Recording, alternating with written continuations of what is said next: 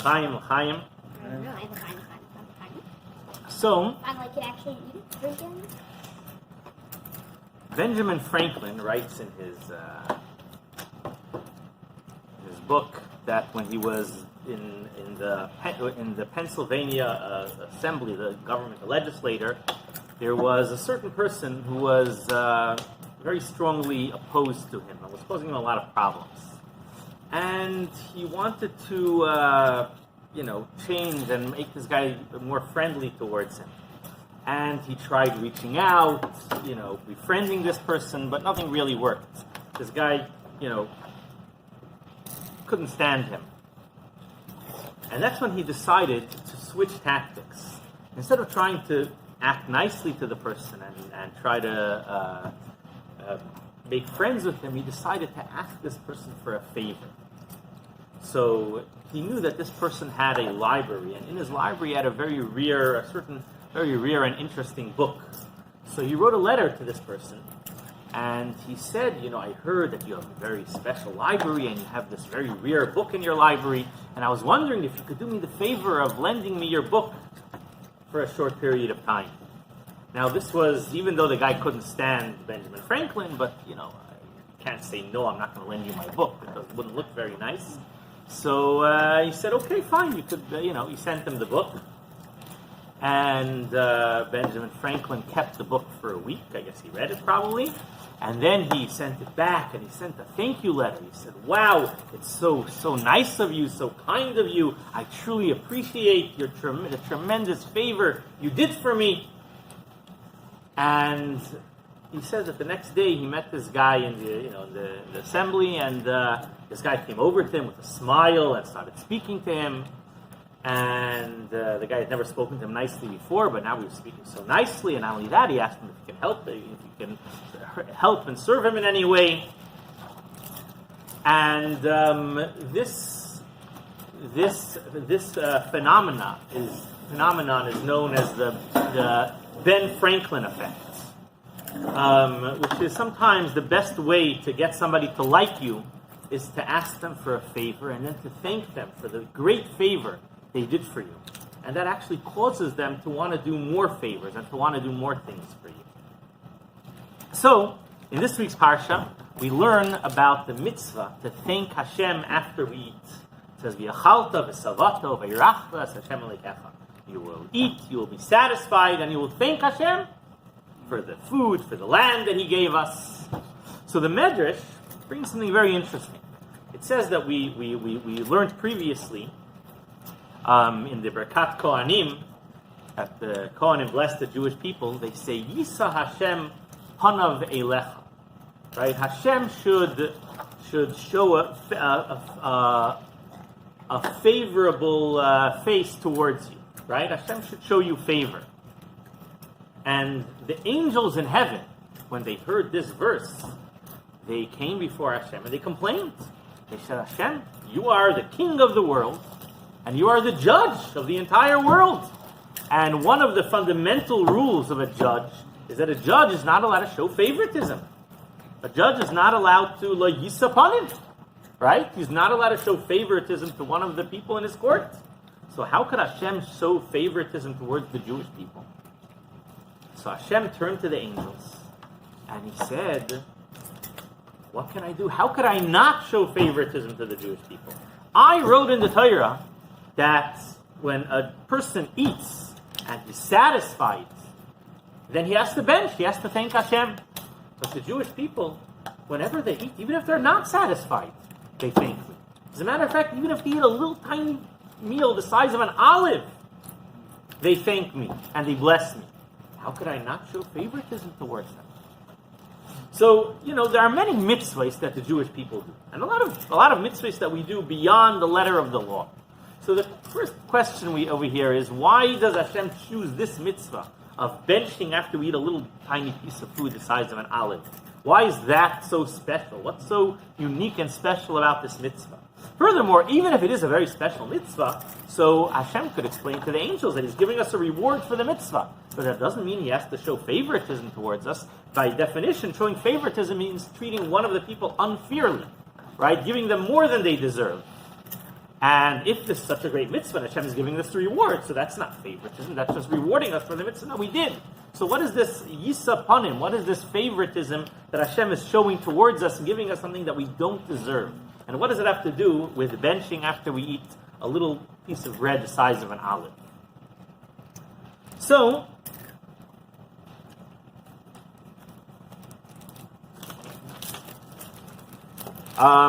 when Rabbi Schwab was getting older, so he began to have health issues, as most elderly people have, and it came to a point that he wasn't able to walk anymore, and he had to be pushed around in a wheelchair.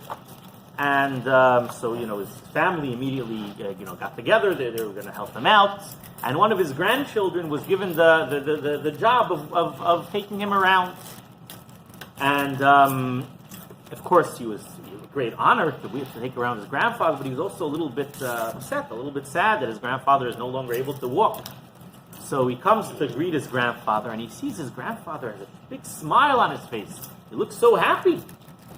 And he says, Grandpa, I'm a little upset to see you in this situation that you can't walk anymore. Now, I know it's a normal thing. Everybody, you're Baruch Hashem, you've reached a certain age.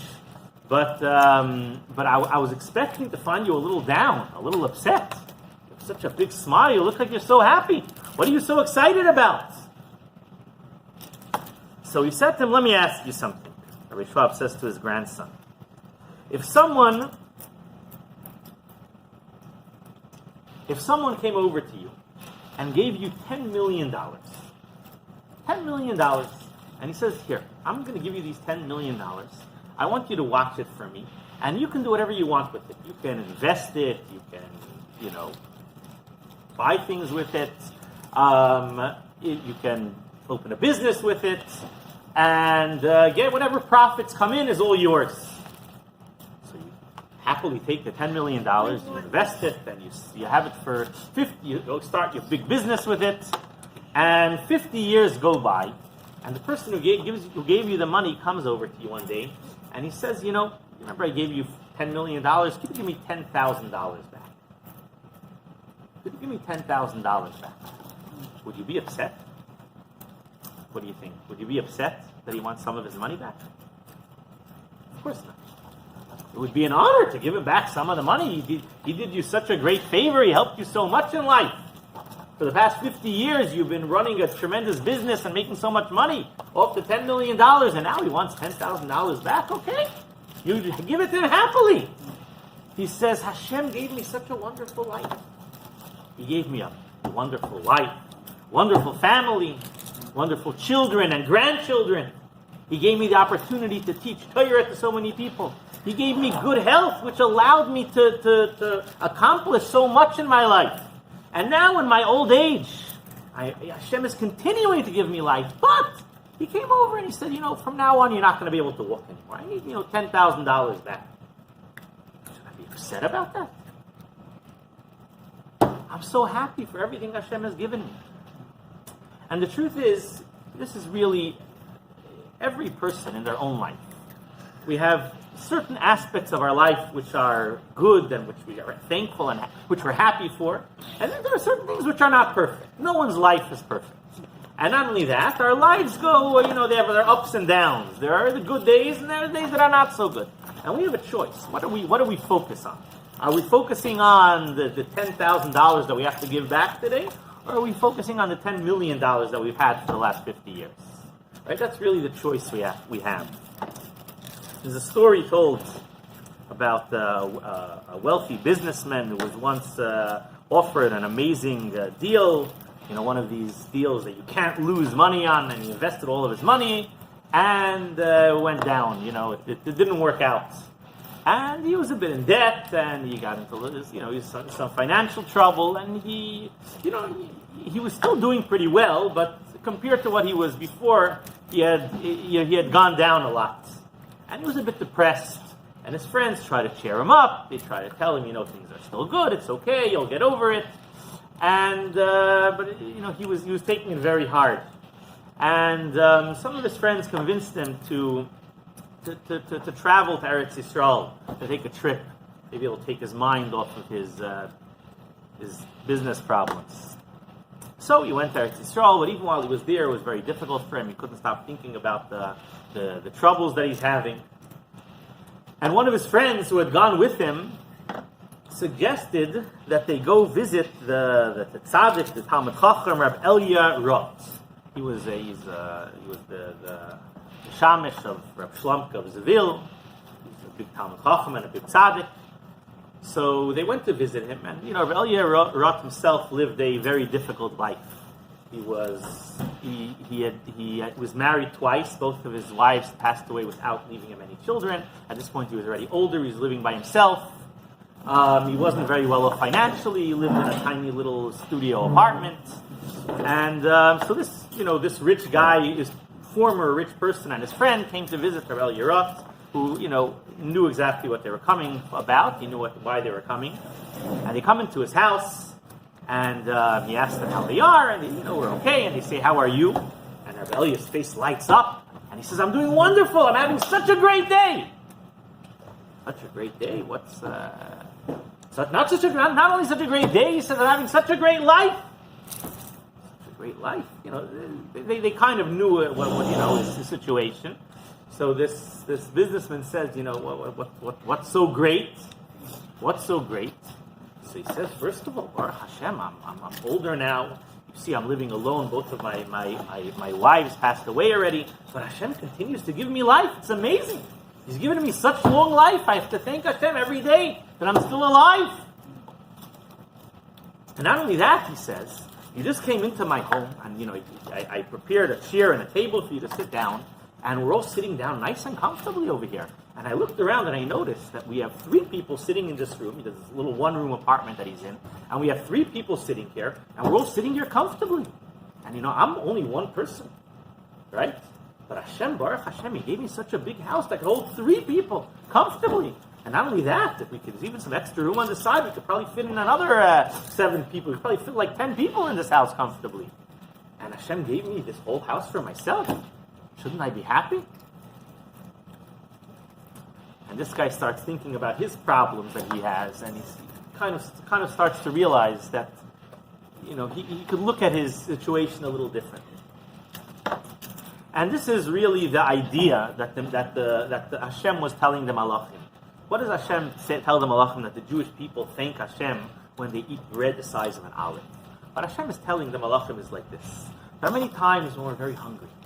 We don't have anything. We want food. We want a lot of food. We want a big piece of bread to satisfy us. Maybe some meat, some good steak. But we don't have that. We have a little tiny piece of bread the size of an olive. Right? We're living a difficult life. We have a small little one-room studio apartment and we're living on our own. So there are 2 different approaches. One approach is we could start complaining about everything we don't have. The other approach is we could say, thank you, Hashem, for this little piece of bread the size of an olive. And that's what Hashem is saying. That's what's so great about the Jewish people. That we take a look and we say, yes, we're hungry. Yes, we only have a little piece of bread, but let's thank Hashem for this little tiny piece of bread. We're not satisfied. The Torah says we only need to make a bracha when we're satisfied. Right? We're not satisfied. But you know what? We have a piece of bread the size of an olive. We should thank Hashem for that. So, it was a big the whole town was very excited. There was a wedding coming up the next day. The wedding was between 2 orphans, an orphan boy and an orphan girl. And the whole town was getting together to help prepare for the wedding. And some big tzaddikim had come in from the nearby cities to celebrate this wedding. Rabbi Mendel of Vitebsk had come in. Rabbi Levi Yitzchak of Berdichev. And Rabbi Shneir Zalman of Liadi, the Alter Rebbe, had come to celebrate this great wedding. Right? It was the morning of the wedding, and everybody was very excited. The whole town was working. Everybody was busy cooking food, preparing for the wedding. And suddenly, a shout is heard in the street. The chappers are coming. The grabbers are coming. What are the grabbers? So this was during the decree of the Cantonists. The Cantonist decree, when the Russian government drafted young Jewish children into the Russian army. And of course, no normal Jewish parent would ever want their child to be drafted at the army, I think starting from age 12. was the official number, I think, but they actually drafted children even younger. The government sent out these people, these hired kidnappers, to go and, there was an official age that they were supposed to be a certain age, but they used to take children at much younger ages. So when the news spread throughout the town that the kidnappers are coming, pretty much the whole town emptied out. All children disappeared, right? They were all, everybody had their hiding places. They were all ready for this situation. And the choppers come in, the kidnappers are going around, looking around, and they're going from one house to the other, and there are no children. They're getting angry. They're lifting up tables, beds, looking under, over, on top, looking through the closets, but they can't find anybody, right? They're angrily wandering through the streets when suddenly their eyes light up. They see this young man walking in the street. He's a very serious face. He doesn't even notice the commotion around him, and and of course the choppers run over him and they grab him. Right? You're a perfect age to be drafted into the Russian army. And this, of course, was the young groom, the young orphan boy who was supposed to get married that night. You can imagine the feeling in the town when they heard what happened. And the big tzaddik, or Mendel of Vitebsk, ran immediately to the house of the bride, of the Kala, who was crying when she heard what happened to her chassan. And he told her, you don't need to worry. With the help of Hashem, we're going to get him back in time for the wedding. And he went out on his own. He traveled to the nearby military base where they had brought this young groom. And he asked to speak to the general. They told him it's not worth it. The general is drunk now. He doesn't want to see him. He said, I insist. I would like to see him. Okay, go in. We don't think it's going to work out, but you could try. He wanders into the room, and the general's laying there on the floor drunk, surrounded by empty bottles all around him.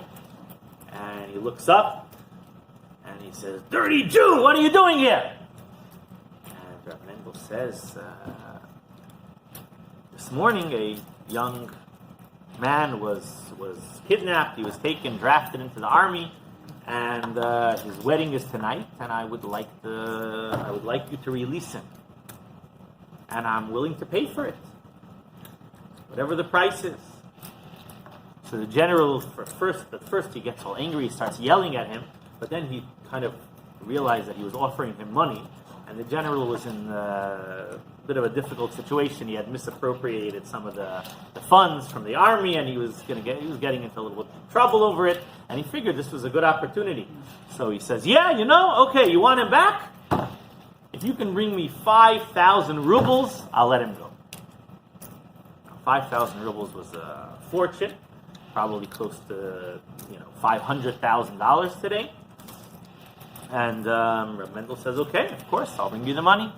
He leaves, and he notifies the people in the town that they have to raise the money. And he goes to his friend, I believe Yitzhak of Raditchev, and he says, we have to start collecting the funds, the Pidyon Shvuyim, to release this young groom who was imprisoned. And Yitzchak says, let's invite the Alter Rebbe, Shneur Zalman, to join us. And they go to speak to the Alter Rebbe. And the Alter Rebbe says, of course, I would love to be a part of this mitzvah, but there's one condition. I want to decide where we should go, which houses we should visit. Okay, of course. So he says, I want to start all the way at the edge of the city. We'll start at one end, we'll go to the other end. Okay, sure. So they go all the way to the end of the city. I mean, not the end of the city, but the end of the Jewish area in town. And right at the edge of the Jewish area, right between the Jewish area and the Gentile area of the town, was the beautiful mansion that belonged to Mr. Wolf, was his name, his Jewish name. He didn't use this name for many years already, since he had adopted a Gentile name, and he didn't really live as a Jew anymore, but he was the one who lived there. So the Alter Rebbe says to the Mendel and the Yitzchak, we're going to go visit this house, the first Jewish house. So they tell him, it's not worth it. He says, why not? He says, don't you know he's a terrible miser, he's never given anything. And he says, what do you mean? He's never given anything. He says, yes, every time somebody comes to when the rabbi came to his house many years ago for a big, he was raising money for something very important, and Mr. Wolf came out and he took out an old worn out penny and he gave it to the rabbi. Of course, the rabbi didn't even want to look at the penny, and he just walked out of the house, and since then almost nobody went to the house. Anybody who goes there, he offers him that same old worn-out penny. Okay, so the says, okay, let's go. So they go to the house, and Mr. Wolf invites them in. What are you here for? What would you like? And they tell him the whole story about the chassan who was kidnapped that morning, and there was a wedding that night. And Mr. Wolf is listening very sympathetically. He says, wow, that's such a terrible thing. Amazing cause you're collecting for. I would love to have a part of this beautiful, wonderful mitzvah. And he reaches into his pocket and he pulls out an old, worn-out penny. Puts down at the table. Now, Rav Mendel and Rav Levi Yitzchak weren't very excited. They didn't really want to, I guess they were going to take it, but they weren't very excited about it. But Alter Rebbe's face lights up, and he turns to Mr. Wolf and he says, wow! It's such a beautiful mitzvah. It's so nice to have a part of this special mitzvah. You're the first one. The first donation we got to help free this chassan. You don't know, you can't even imagine what a wonderful mitzvah you have a part of. This so beautiful. Hashem should shower you with so many blessings for this amazing mitzvah. And they pick up the old worn out penny and they turn around and they thank their Wolf again, and they leave the house. As they're walking down the steps, the door suddenly opens up, and Mr. Wolf runs out, and he's like, "Hey, rabbis, come back here, come back here. I'm sorry, I don't think I gave you enough." And he reaches into his pocket and he pulls out a handful of pennies and he gives it to them. Okay, a handful of pennies, a bit of an, it's a bit nicer, but it's not, still not very much. And again, the Alter Rebbe looks at me and he says, "Wow, amazing! A second donation! Wow, second time! You gave a donation, such a special mitzvah. You can't imagine what a tremendous mitzvah it is. Hashem should shower you with blessings. It's amazing." And again, they leave the house, and as they're walking down the street, Mr. Wolf runs out again, and he calls them in a third time, and this time he gives them a few rubles. They thank him again. They go outside again. He calls them back another time. This time he gives them like 50 rubles, then 100 rubles, then 500 rubles, then 1,000 rubles, and finally he calls them back in and he says, "I want to give the entire sum. I want to give 5,000 rubles." And of course they're a bit in shock about what's going on, but of course this time they really thank him, right? All three of them, I guess, thank him this time, and they tell him what a great mitzvah he has, and they leave, and they turn to the Alter Rebbe, and they're like, "Well, what's going on over here? What happened to him? What happened to the miser?" And the Alter Rebbe says, "He's not a miser. He just never experienced the feeling that a person gets when he gives tzedakah, when he gives money away. Every time he tried to give, they threw it back in his face. Right? So when somebody accepted it, thanked him for it, explained to him what he's doing, he had such a feeling he wanted to give more. Right? And they immediately took the money, they brought it to the general, who immediately released the groom, and as they're traveling back to town, the three tzaddikim together with the young chassan, as they're traveling back to town, they arrive at the river at the edge of the town. There's a little bridge going over the river, and they suddenly hear hoofbeats behind them, and they look up and they see the general racing with his horse.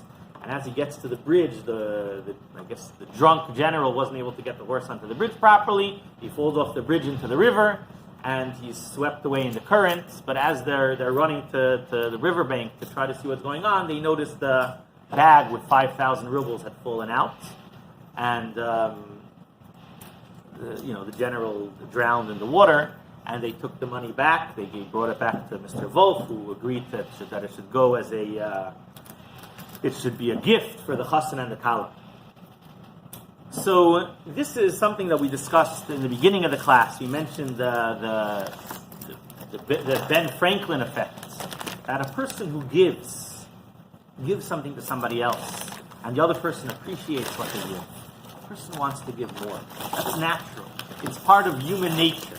When I give something to somebody else, and they accept it, they appreciate it, the natural reaction is that I want to give them more. Now, the question is, why is that the natural reaction? Why is the human nature like that? So the Al-Shich HaKadosh says that this nature, people inherited, so to speak, from Hashem, because this is Hashem's nature. People were created in the image of God, B'Tselem Elikim. So this nature that we find with a person is also found with Hashem. He says that Hashem has a custom. Hashem has a minhag. What's Hashem's minhag? That when Hashem gives us so many things in our life, when we thank Hashem for the things that He gives us, Hashem wants to give us more. That's the way Hashem works. When we thank Hashem for what He gives us, He wants to give us more. And if we thank Hashem for small things, He's going to start giving us bigger and bigger blessings. That's how it works.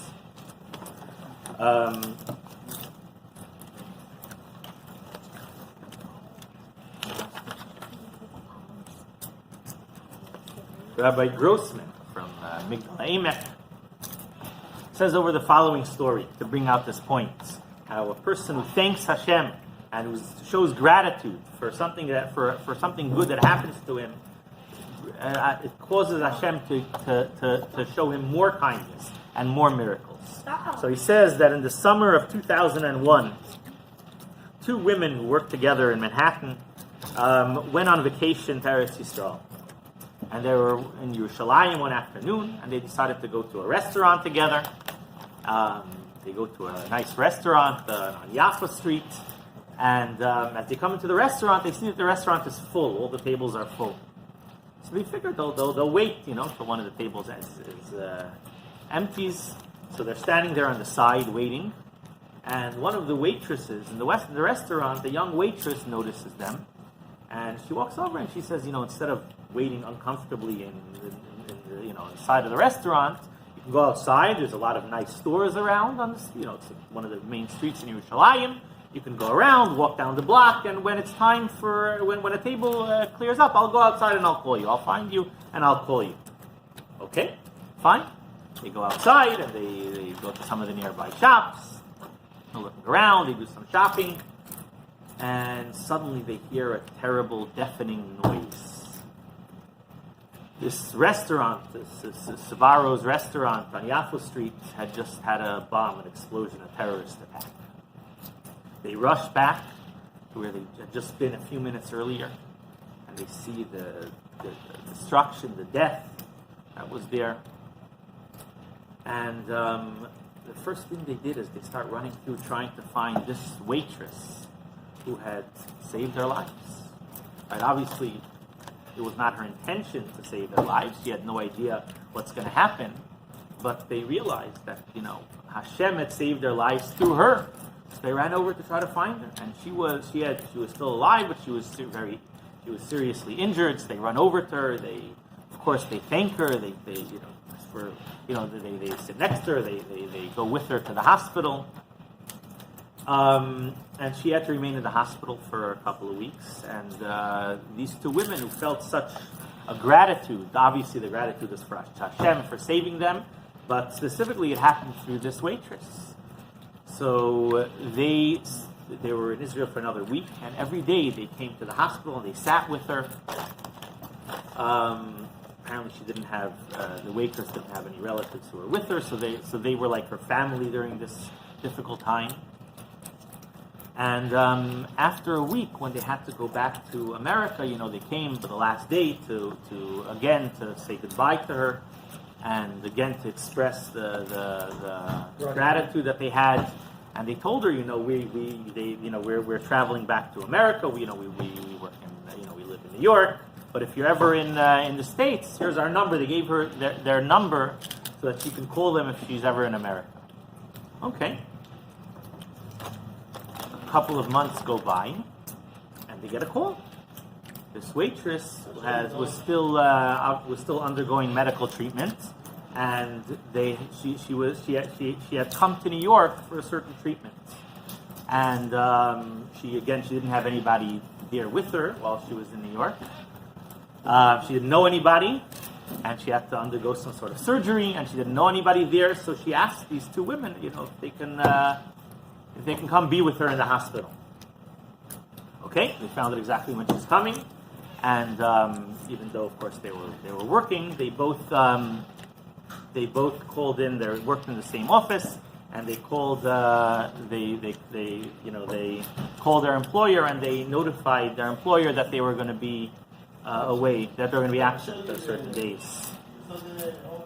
And even though obviously it wasn't easy for them, they had to travel. I don't know exactly where the hospital was. It wasn't that close. They had to travel, but this was they felt they had to do it for this woman through who Hashem had saved their lives. What could they had to show their gratitude and their appreciation, and that's what they did that morning. Instead of going to work, they went to the hospital to be with this woman for her surgery, and because of that, they were not in their office that morning, September 11th, where their office was in the World Trade Center when it was also blown up. And Baruch Hashem, their gratitudes and their thankfulness for the first salvation brought about the second salvation. And this is what Hashem is saying to the Malachim. The Malachim turn to Hashem and they say, Hashem, it's not fair. A judge is not allowed to show favoritism. A judge is not allowed to lo yisa upon him. That's one of the fundamental rules. And Hashem says, yes, that's true. But the way I work is that somebody who thanks me for the kindness I do for them, I want to do more kindness, even if they don't deserve the extra kindness. And if the Yidden are willing to thank Hashem when they're hungry, and they have a little tiny piece of bread the size of an olive, Hashem says, for that I'm going to show you favoritism, and I'm going to give you tremendous blessings beyond what you deserve.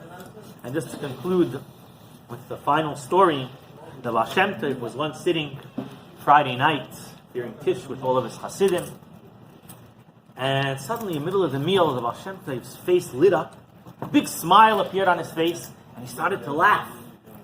Hasidim are like trying to figure out, why is the Baal Shem Tov happy, laughing, so excited? And after a minute, it stopped, and he went back to whatever he was doing. And then about 10 minutes later again, his face suddenly lit up with a big smile, and he started to laugh. And this happened a third time a few minutes later. And the Chassidim didn't say anything. They figured, if the Baal Shem Tov needs to explain it, if Baal Shem Tov wants to explain it to them, he'll do so. And the rest of Shabbos went by. And finally, right after Shabbos, the Baal Shem Tov called together a group of his students, and he told them to come with him in the wagon. Right? They got into the wagon. The wagon driver took a little bit of l'chaim. He fell asleep at the wheel, and the horses went off on their own. And before long, they found themselves in the distant town of Apt. And they come into town. People are surprised. He's a Baal Shem Tov. What are you here for? What are you looking for? And he says, I'm here to visit Shapsai the bookbinder. Shapsai the bookbinder, okay? So they show him where Shapsai's house is. Kind of very, very difficult to call it a house. It's more like a collection of boards that are like stacked together, kind of falling. It looks like it's about to fall apart. But the Baal Shem Tov comes into Shapsai's house, and he says, Shapsai, I want you to tell me what happened last night at your Shabbos meeting. Shapsai's like, I'm so sorry that I did this thing wrong. I didn't mean it. I didn't know. I'm not very learned. And Hashem says, no. I want you to tell me what happened. He says, okay, I'll tell you what happened. Business has been very difficult lately. There aren't a lot of people who need their books. There aren't a lot of people in the city who have that many books, and not too many people come to me for bookbinding. And, we don't really have a lot of money, me and my wife. But, we kind of have enough to survive, Baruch Hashem. We have a little bit of hard bread. But we try every week, every day, to save a little bit of money, a couple of coins during the week, so that we can at least celebrate Shabbos properly. We can buy candles, a challah, wine, maybe even some chicken. But this week wasn't very good, and we weren't able to save an extra penny. And came Friday afternoon, and we didn't have anything. We didn't have nothing. We didn't have money to buy candles, to buy challah, to buy wine. And my wife says maybe we should go to the, to ask for tzedakah. We should go to the Gabbai tzedakah to ask and tell him we need funds for Shabbos.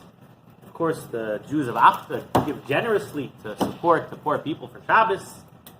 And I told her, listen, the Gemara says, I learned that it's taught to say Shabbat Chachoil, it's better to, even if you have to simplify your Shabbos, you shouldn't ask other people for money. You should rely on Hashem.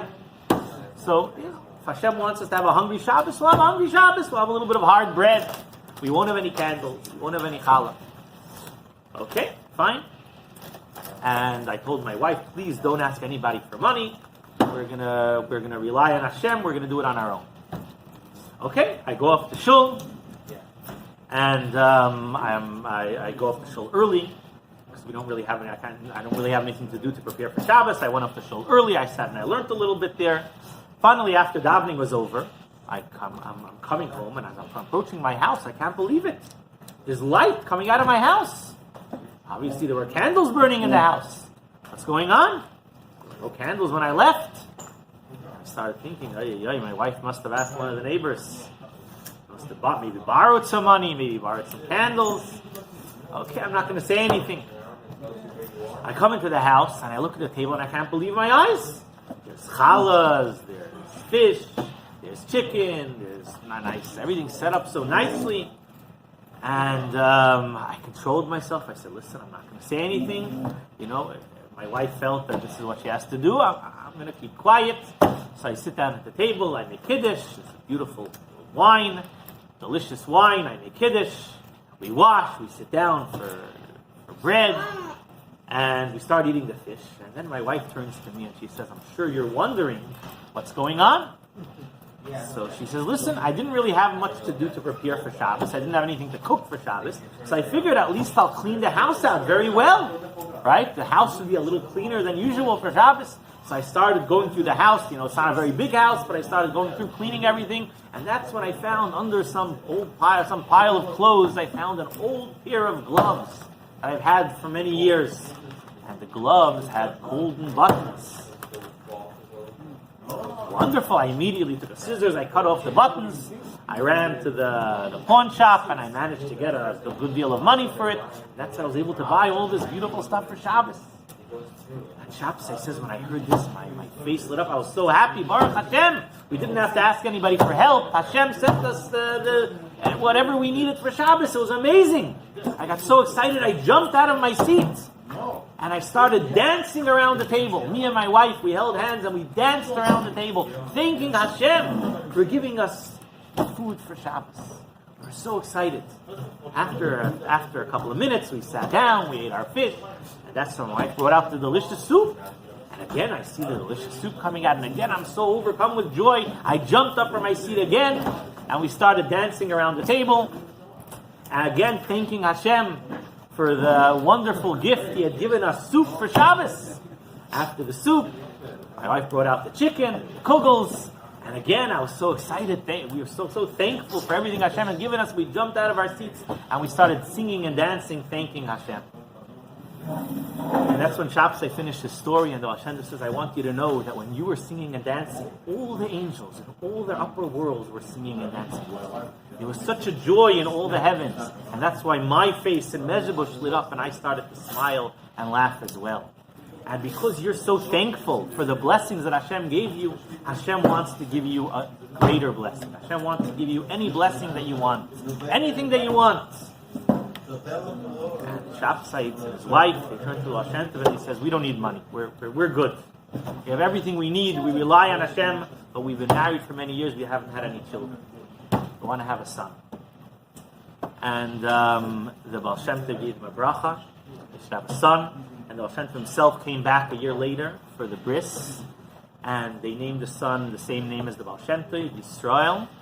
And this son, what? This son grew up to be the famous Koznitzer Maggid. Rabbi Yisrael, the Koznitzer Maggid, Yisrael of Koznitz. So we all have to realize, Chaim L'Chaim, that when we're sitting at the table and we don't have enough to satisfy us, but we have a little tiny piece of bread the size of an olive. Instead of saying, listen, I'm not satisfied, I don't need a bench. If we could do that. That's an option. That's according to the Torah, I have every right to do that. But if I decide, instead of saying, I'm not satisfied, I'm not going to bench, I'm going to say, I have a piece of bread the size of an olive, and I want to thank Hashem for that. Hashem promises us that He's going to turn His face to us, He's going to show us favor, and He's going to shower us with more and more blessings. L'chaim, l'chaim. Amazing.